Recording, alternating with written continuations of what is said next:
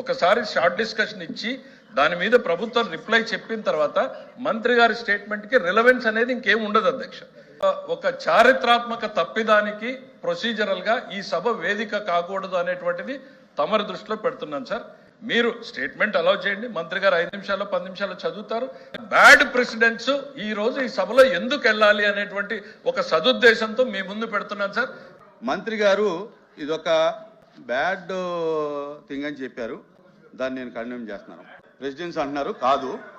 ఎలా కాదంటే మండలి ప్రొసీడింగ్స్ లో ఎక్కడా కూడా షార్ట్ డిస్కషన్ లో స్టేట్మెంట్ అనేది లేదు. ఫస్ట్.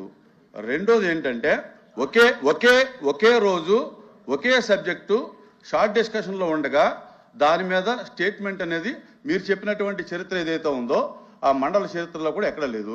ఇది కొత్త సాంప్రదాయాన్ని మీరు తీసుకురావడం జరిగింది. మీరు షార్ట్ డిస్కషన్ స్టార్ట్ అయ్యే ముందు తర్వాత నోటీస్ ఇవ్వడం జరిగింది. మీరు పదే పొరపాటు అనే మాట ఉపసంహరించుకోవాలి. ఎక్కడా పొరపాటు చేయలేదు, ఇది వెళ్తుంది.